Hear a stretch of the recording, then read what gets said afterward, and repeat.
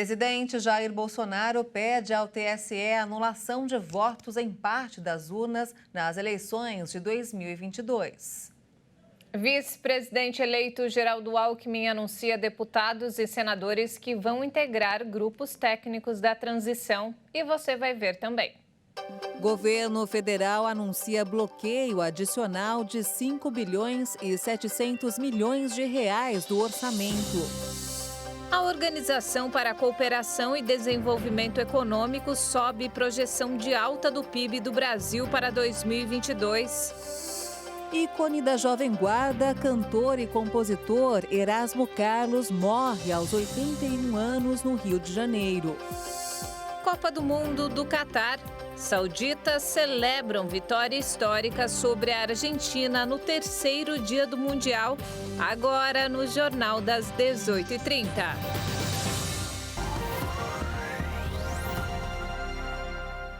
Olá, boa noite. São 18 horas e 31 minutos pelo horário de Brasília. Boa noite. Você acompanha agora as principais notícias do Brasil e do mundo desta terça-feira. O presidente Jair Bolsonaro e o presidente do PL, Valdemar Costa Neto, entraram com uma representação no Tribunal Superior Eleitoral para pedir a anulação de votos feitos em modelos de urnas usadas entre os anos de 2009 e 2015 nas eleições de 2022. A alegação é de que houve desconformidades irreparáveis de mau funcionamento nesses modelos. Assinada pelo advogado Marcelo Luiz Ávila de Bessa, a representação cita o laudo técnico de auditoria feito pelo Instituto Voto Legal, contratado pelo PL, que teria constatado evidências contundentes de mau funcionamento de urnas eletrônicas. E o presidente do TSE, o ministro Alexandre de Moraes, respondeu rapidamente ao pedido de Jair Bolsonaro e do PL para invalidar urnas eletrônicas no segundo turno das eleições deste ano. Minutos após receber a representação, Moraes publicou um despacho no qual afirmou que os equipamentos apontados na petição foram utilizados tanto no primeiro quanto no segundo turno do pleito de 2022.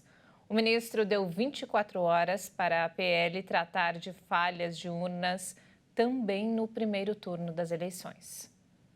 O vice-presidente eleito e coordenador da transição governamental, Geraldo Alckmin, anunciou hoje nomes de deputados federais e senadores que vão integrar os grupos técnicos da equipe. Geraldo Alckmin concedeu entrevista coletiva na sede do Centro Cultural Banco do Brasil, em Brasília, onde trabalha a equipe de transição. Entre os deputados e senadores anunciados estão o senador Irajá Abreu para o grupo de Agricultura e Pecuária e a deputada Alice Portugal para o grupo de Educação. No centro de governo, o senador Jacques Wagner e o deputado eleito Lindbergh Farias. Nas comunicações, o deputado e ex-ministro Orlando Silva e o deputado Rui Falcão. Na cultura, os deputados Alexandre Frota, Túlio Gadelha, Benedita da Silva e Jandira Fegali. No desenvolvimento regional, a deputada Marília Arraes. No esporte, a senadora Leila do vôlei. Na igualdade racial, a deputada Talíria Petroni. E no meio ambiente, o deputado Alessandro Molon. O vice-presidente eleito e coordenador da equipe de transição também anunciou os responsáveis pelos relatórios temáticos que serão entregues a Lula. Até o momento, serão 30 grupos temáticos, que terão de fazer um diagnóstico sobre a situação da administração federal e sugerir medidas ao novo governo. E o secretário do Tesouro e Orçamento, Esteves Colnago, liberou hoje 37 milhões de reais para a Polícia Federal voltar a emitir passaportes no país. No último sábado, o órgão havia suspendido a emissão do documento por falta de verba. Colnago não informou uma data para a retomada do serviço. O orçamento dos ministérios e órgãos vinculados foi bloqueado 5 vezes só neste ano para cumprir o teto de gastos. O Ministério da Economia anunciou hoje um novo bloqueio de gastos no valor de 5 bilhões e 700 milhões de reais no orçamento de 2022. Com a nova restrição, o governo já bloqueou um total de 15 bilhões e 400 milhões de reais neste ano. O novo contingenciamento tem por objetivo cumprir a regra do teto de gastos, a qual a maior parte das despesas não pode subir acima da inflação do ano anterior. O bloqueio adicional vai servir para o governo encaixar no orçamento os custos da Lei Paulo Gustavo, que destina 3 bilhões e 800 milhões de reais a estados e municípios a fim de suavizar os efeitos da pandemia no setor cultural. Os bloqueios no orçamento anunciados neste ano são para cumprir o teto de gastos das despesas, que, apesar de não obrigatório, também são importantes para a manutenção dos serviços públicos. Os repasses seriam feitos somente em 2023, conforme medida editada anteriormente pelo governo.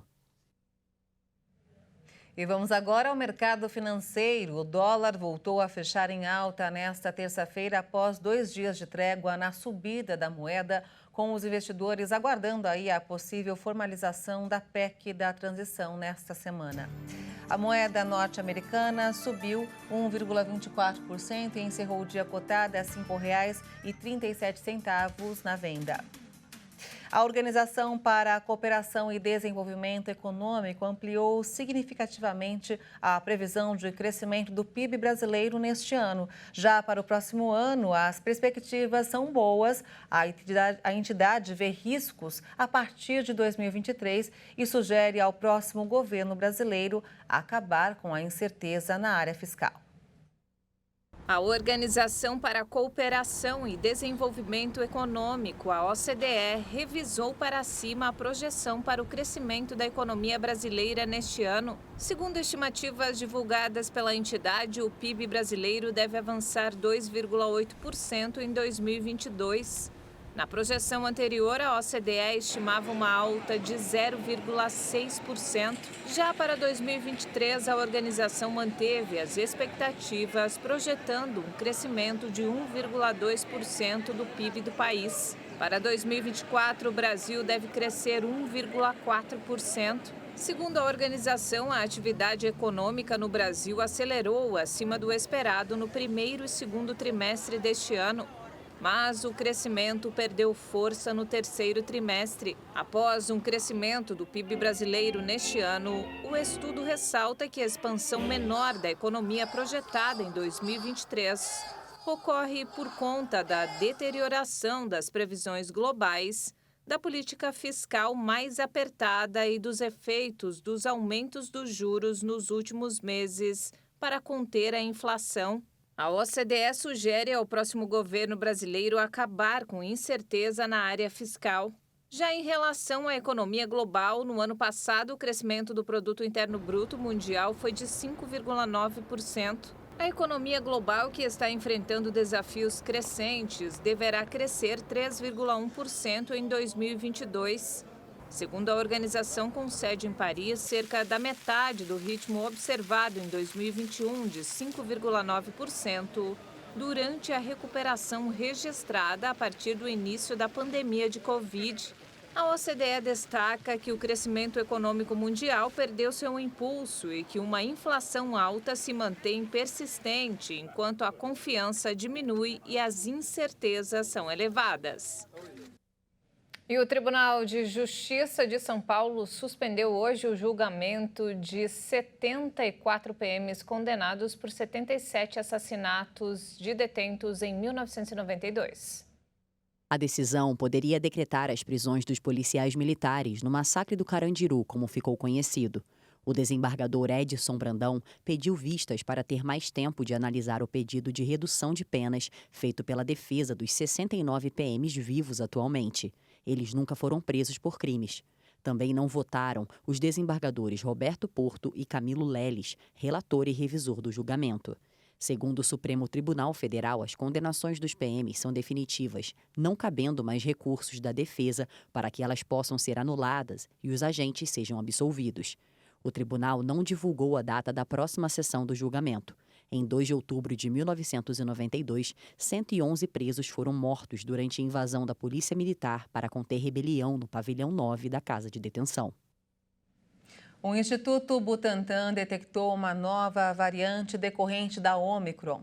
A chamada BN1 foi identificada em São Paulo em uma mulher de 38 anos. A variante não deve provocar efeito significativo nos números de casos de Covid, segundo a OMS.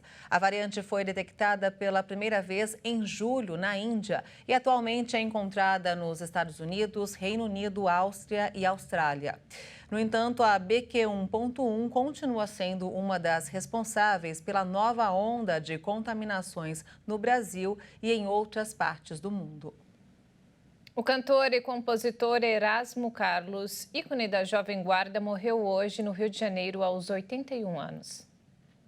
Erasmo Carlos estava internado em um hospital particular na zona oeste da cidade do Rio de Janeiro, depois de ser hospitalizado novamente nesta segunda-feira para tratar da síndrome edemigênica, que promove o desequilíbrio dos líquidos que circulam dentro dos vasos sanguíneos. Nascido na Tijuca em junho de 1941, o Tremendão, como se tornou conhecido no decorrer dos anos, deixa a esposa e 3 filhos. Com mais de 600 músicas autorais, Erasmo já cantou com artistas como Roberto Carlos, Chico Buarque, Lulu Santos, Djavan e Adriana Calcanhoto. Ainda não foi divulgada a data e informações do enterro. E veja a seguir, na Indonésia, a busca por sobreviventes não para após o terremoto que devastou a ilha na segunda-feira. E ainda a Copa do Mundo. Os sauditas celebram vitória histórica sobre a Argentina no 3º dia do Mundial. Os detalhes em instantes, até já.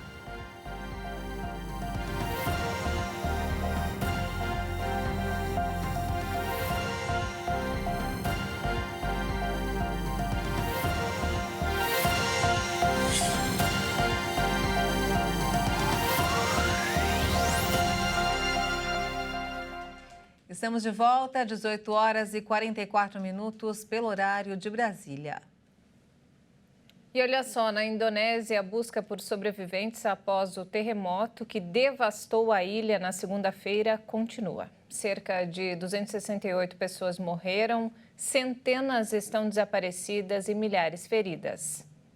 As equipes de resgate procuram sobreviventes nesta terça-feira entre a devastação provocada por um terremoto na ilha indonésia de Java, que deixou muitos mortos e centenas de feridos. Acredita-se que muitas pessoas ainda podem estar presas sob os escombros. O epicentro do terremoto de segunda-feira, de 5,6 graus de magnitude e pouca profundidade, foi registrado nas proximidades da cidade de Cianjur, na província de Java Ocidental, a mais populosa do país. O presidente indonésio visitou a área mais afetada, ordenando que a busca por vítimas seja prioridade. Ele ainda falou sobre a importância de construir estruturas mais resistentes a esses fenômenos. O mais importante é que temos que reconstruir as casas com base nos padrões de construção resistentes a terremotos, estabelecido pelo Ministério de Obras Públicas e Habitação, porque a Agência de Meteorologia, Climatologia e Geofísica afirmou que esse tipo de terremoto se repete aproximadamente a cada 20 anos. A destruição foi agravada por uma onda de 62 tremores secundários, com magnitudes de 1,8 a 4 graus. A Indonésia registra com frequência terremotos por estar localizada na região conhecida como Círculo de Fogo do Pacífico, ponto de encontro de placas tectônicas. 8 pessoas morreram após a queda de um avião bimotor na cidade de Medellín, na Colômbia. A queda de um bimotor na cidade colombiana de Medellín deixou nesta segunda-feira um rastro de destruição e mortes. Todas as pessoas a bordo da aeronave não resistiram ao acidente, que ocorreu em uma área residencial. Vídeos divulgados pela prefeitura mostraram um grupo de socorristas removendo escombros de um prédio parcialmente destruído. O avião teve uma falha de motor no momento da decolagem. O piloto, infelizmente, não conseguiu manter o avião e ele caiu nesse setor, que é Belém Rosales. Como já disse, eram 8 pessoas. 8 corpos foram identificados no local. Como he dicho, se trata de 8 personas. Lamentablemente todos han sido ya, digamos, los cuerpos, 8 cuerpos han sido identificados en el lugar. A área onde o avião caiu fica próxima do aeroporto Olaje Herrera, destinado principalmente a cobrir rotas locais. Com quase 3 milhões de habitantes, Medellín é a segunda cidade na Colômbia mais visitada por turistas, atrás de Bogotá e à frente da caribenha Cartagena. E vamos falar agora sobre a Copa do Mundo.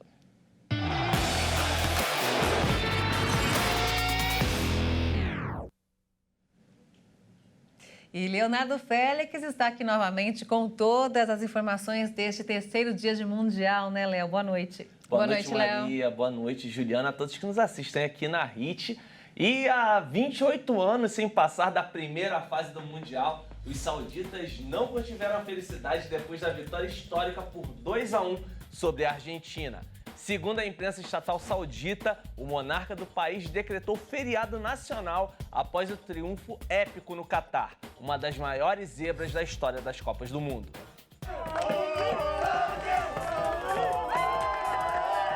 Logo aos 9 minutos, Lionel Messi abriu o placar para os argentinos em cobrança de pênalti. A equipe sul-americana ainda teve outros 3 gols anulados no primeiro tempo, um do próprio Messi e 2 de Lautaro Martínez. Mas a partida que se desenhava tranquila para os hermanos tomou rumos inesperados na etapa final. Saleh Al-Shehri empatou para a Arábia Saudita aos 3 minutos do segundo tempo. Pouco depois, Salam Al-Dassari decretou a virada da equipe do Oriente Médio com um golaço. A inesperada derrota jogou um balde de água fria nas expectativas dos hermanos, que sonham em reconquistar o cobiçado título mundial depois de 36 anos. Sentimento de raiva, a vitória era claramente nossa. Eles chegaram 2 vezes e marcaram 2 gols. Sem tempo para lamentar, a seleção de Lionel Messi e companhia volta a campo no próximo sábado para encarar o México novamente em Lusail. No mesmo dia, a Arábia Saudita enfrenta a Polônia no estádio Cidade da Educação e pode até confirmar uma classificação histórica para as oitavas de final em caso de vitória. E o primeiro 0-0 da Copa do Catar foi entre Dinamarca e Tunísia. O jogo teve entrega de disposição de sobra das duas equipes. Faltou mesmo bom futebol. A partida disputada no estádio Cidade da Educação foi válida pelo Grupo D. A Tunísia fez uma partida de muita intensidade, chegou até a fazer um gol, anulado devido à posição de impedimento do atacante. Foram apenas 6 finalizações no alvo durante a partida e poucas oportunidades claras de gol, em um jogo com muito mais vontade do que qualidade. Este foi o primeiro 0-0 da Copa do Catar e teve momentos emocionantes antes do início da partida, com a presença de Christian Eriksen. Há 1 ano e meio, o meia dinamarquês sofreu um infarto em partida válida pela Eurocopa e teve que ser reanimado em campo. Ele teve um marca-passo colocado e conseguiu voltar aos gramados. E para a alegria da Argentina, México e Polônia empataram em 0-0 na estreia das duas seleções na Copa do Mundo, no Grupo C. O craque polonês Robert Lewandowski perdeu um pênalti e segue sem fazer gols em mundiais. A oportunidade mais clara foi da equipe europeia, aos 12 minutos do segundo tempo, quando Robert Lewandowski, 2 vezes melhor do mundo, desperdiçou um pênalti assinalado com a ajuda do VAR. O goleiro Guilherme Ochoa foi bem no canto esquerdo para impedir o gol polonês e levar à loucura a torcida mexicana presente em bom número no estádio. Na próxima rodada, os mexicanos jogam contra a Argentina, que precisa da vitória depois de ser derrotada pela Arábia Saudita na estreia. A Polônia enfrenta os sauditas, atuais líderes do grupo, com 3 pontos. E terminou agora há pouco no estádio Al Janoub, França 4, Austrália 1, em jogo do Grupo D. A atual campeã mundial tomou um susto no primeiro tempo com um gol australiano marcado por Goodwin, mas logo se recuperou na partida e goleou com 2 gols de Giroud, um de Rabiot e outro de Mbappé. O quarto dia da Copa do Catar terá a abertura dos grupos E e F. Vamos conferir agora as partidas desta quarta-feira. Vamos ver aí na nossa tela. Às 7 da manhã, Marrocos e Croácia jogam pelo Grupo F. Às 10 da manhã, no Grupo E, tem Alemanha e Japão. À 1 da tarde, também pelo Grupo E, duelam Espanha e Costa Rica. E fechando o dia, às 4 da tarde, entram em campo Bélgica e Canadá, no Grupo F.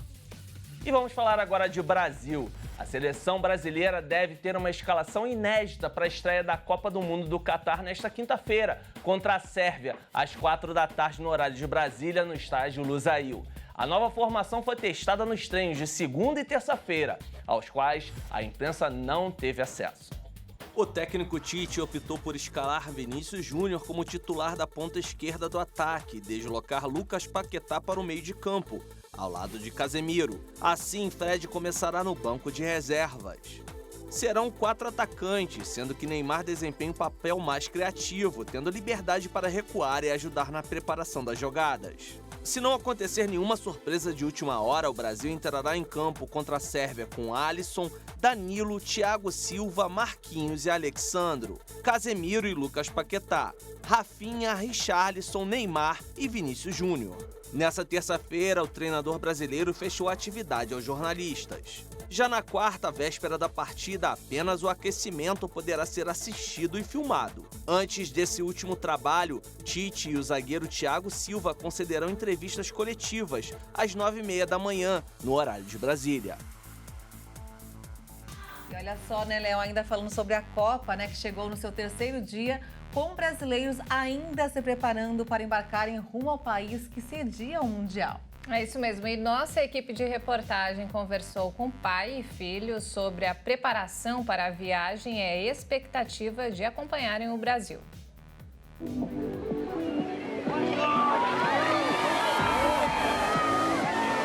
As cenas que marcaram a abertura da Copa do Mundo no Catar no último dia 20 aumentaram ainda mais as expectativas do Samir, que embarca com o pai na semana que vem para o primeiro país do Oriente Médio a sediar o Mundial.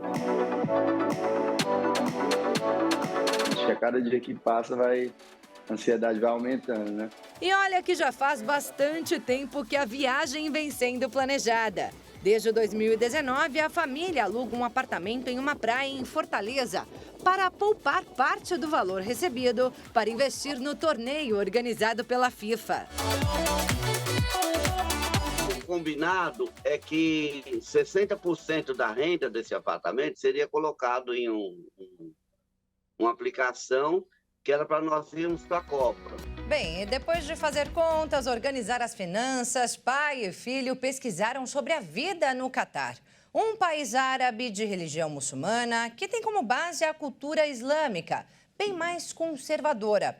Por lá, deve ser evitado o uso de roupas com decote, transparência e até mesmo com ombros e joelhos à mostra.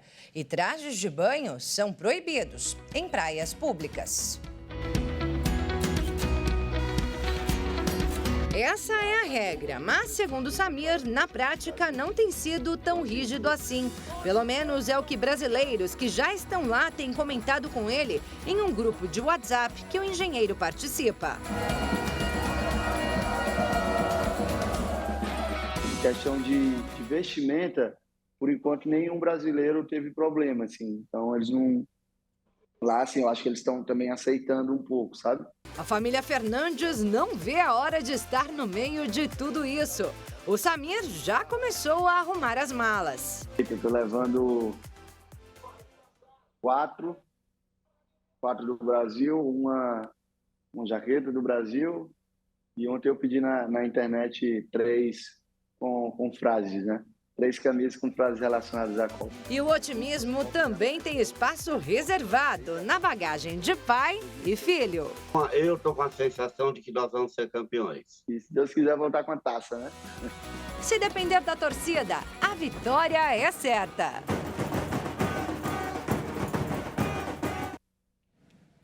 É isso aí, né, Léo? Muita expectativa aí pro primeiro jogo, né, do Brasil. Esses brasileiros vão estar lá, mas depois do primeiro jogo, né? É verdade. Então, na expectativa, já no clima da Copa do Mundo, crescendo a expectativa cada vez mais, quinta-feira, estreia do Brasil, né? A torcida é grande. Que delícia, hein? Viagem incrível, já pensou? É isso aí. Falando em viagem, a gente tem a nossa viagem diária aqui para a Copa do Mundo. A gente volta amanhã com mais informações da Copa do Mundo. Tá certo, Léo. Obrigada, viu? Até amanhã, então. E o Jornal das 18h30 fica por aqui. Obrigada pela companhia e até amanhã. Muito obrigada. Uma ótima noite para você. Até amanhã.